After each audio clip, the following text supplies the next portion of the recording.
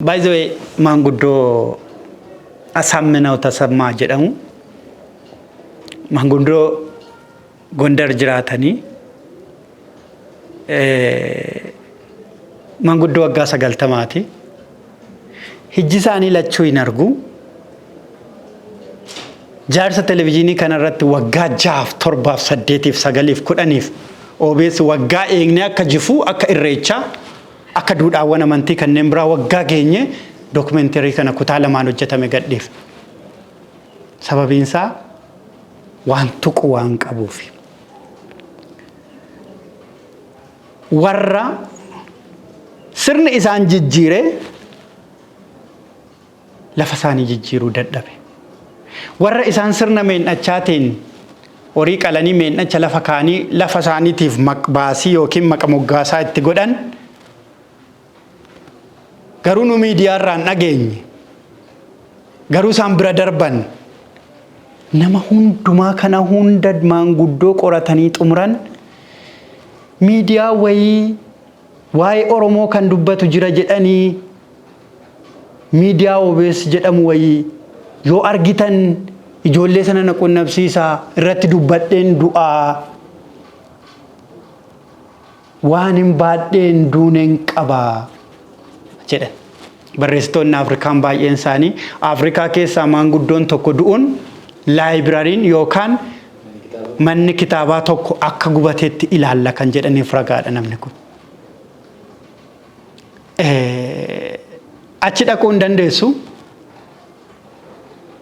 garuu tooftaa'umne waraabanii achi hin gaafatiin uumaan gaafatiin haasaanii ragaan qabeedha baatamee dhufe.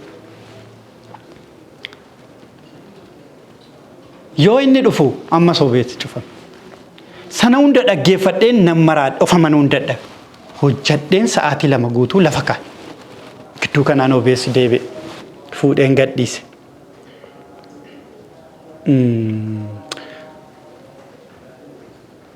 Sun Oromoonni kaaba Itoophiyaa jiraatan maal akka ta'an eessa akka dhufan mootummaan isaanii akkamittiin akka ijaarame warri Kuush Bonayyaa jedhaman akkamittiin gorgoraarra jedhame kan iddoo gurguruu jedhamutti iddoo Oromoon geessee loowwan isaa gurguratu jaan takkal iddoo Amaarriif Oromoon osoo amantiin kamuu biyya kana keessa hin dhufin dhaabbatanii waliin irreecha irreeffatan ragaa kana hunda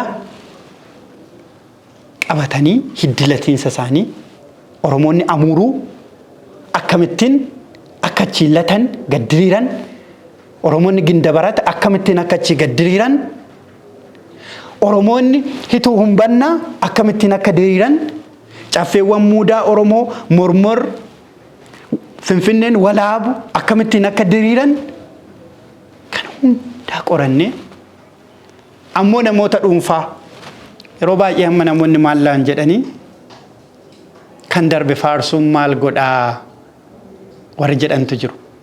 Namoota ofii kaleessa dhalatanii kaleessa jibban namoota ofii kaleessa seenaa lafa kaa'ame arganii mogoleen isaanii jabaate nu bar wanti mogolee nu laaffisu kumitamni otoo jiraatu mogolee Waaqoo ilaalleet mogolee Adamsaaddoo ilaalleet mogolee Taaddasaa Birruu ilaalleet mogolee Elemoo Qilxuu Jaatanii Alii ilaalleet seenaa Kombolee Jaarraa dhaggeeffanneetu tumaa Makkoobilii fi tumaa Cangaree Kormee dhaggeeffannee barreet akka isaanii dhaloota taasisuuf akka isaanii ta'uu hawwuudhaaf Karrayyuu fudhasitti Arroollee Fiichee seenaa jedhamu jira. Arroollee Fiichee lola Karrayyuu keessatti daangaa lola Karrayyuu lola 18 daangaa ofiitiif kachuudha. Lola 18 nama dursee lola 16 mo'ate. Abbaa Bitawoo Diimaa, Abbaa Bircaa Rarragaa, Arroollee Fiichee, OBS kan qotee Oromoon lolee lolchiisaa goota akka Arroollee Fiichee ijoollee ilmaan Karrayyuu bira deeme namni goodaa deemu hundumtuu Arroollee waliin jedha.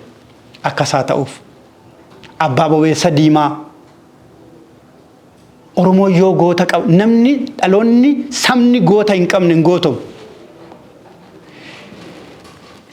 Dhaloonni goota hin qabne garbummaa jalaa hin bahu.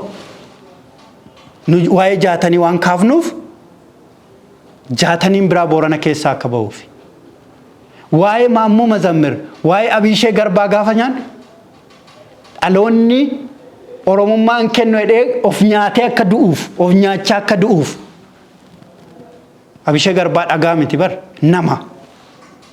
Nama kan isa taasiseef immoo gaafa namni hin jirre waan nama ta'e argameef. Nutis gaafa sagaleen Oromoo kaamame hunduu xisxin baan jedhanii akka aannan gaafa raasan beektame afaan hidhaniiti raasan bokokee aannan sun futtaasaa kan jedhu yoo irraan futtaamne ubboon sun hin dho'alan. Akkasittiin uummata hukkaamame kana yookaan udhabamne sagaleen isaanii bahu yookaan immoo nuti bitamne nuti garboomne sagaleen isaanii hukkaamame hafuu kan jedhu qabanne isaa madaallee ogummaa eegne osoo birriin nun bitiin osoo namni birrii qabu nun bitiin osoo mootummaan birrii qabu nun bitiin osoo dhaabni siyaasaa birrii fi deeggaraa hedduu qabu nun bitiin kanas cinatti ilaalaa lakkinu kan Oromooti. Sanas cinatti ilaalaa lakkinuti aadaa, duudhaa, seenaa, gadaa fi aartii Oromoo hojjechuudhaaf hundeessine OBS jenne har'a keenya jechuudha.